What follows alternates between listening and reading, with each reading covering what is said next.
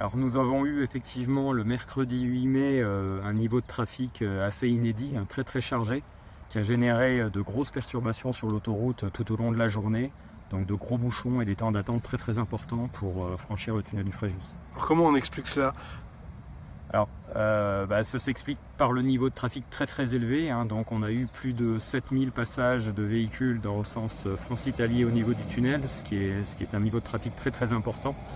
Puis il faut savoir qu'au niveau du tunnel du Fréjus, les règles de circulation imposent donc une vitesse maximum de 70 km/h et une interdistance entre véhicules de 150 mètres. Et ça nous donne un débit maximum que le tunnel peut écouler, qui est de l'ordre de 400 à 450 véhiculeurs. Et donc quand on a un afflux de trafic en amont qui est bien supérieur à ce débit maximum, on génère des temps d'attente et des bouchons. A priori, le bouchon s'est étalé sur l'autoroute. Pourquoi?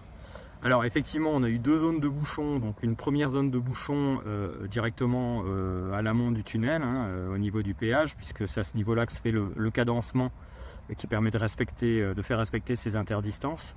Donc on a eu un bouchon qui a eu une longueur jusqu'à 5 km.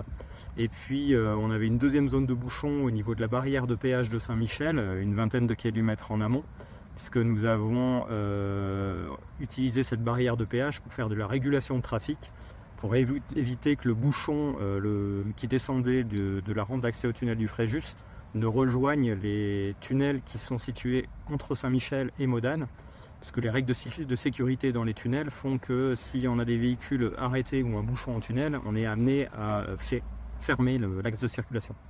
Alors qu'est-ce qu'on pourrait faire pour que ça ne se reproduise pas? Alors, à des niveaux de trafic tels que ce qu'on a connu, nos marges de manœuvre elles sont limitées. Comme je le disais, on a un débit maximum que le tunnel du Fréjus ne permet pas de dépasser. Par contre, ce qu'on peut faire, c'est renforcer l'information sur le risque de bouchon, sur les horaires chargés à éviter absolument, à inciter les usagers à anticiper leur départ ou à le différer pour ceux qui le pourraient. Et puis, la situation a été un peu particulière puisque ce long week-end était quand même très tôt dans le mois de mai et on avait le col du Mont-Cenis qui n'était pas encore ouvert, qui n'était pas déneigé et donc qui a renforcé la difficulté de circulation en direction de l'Italie.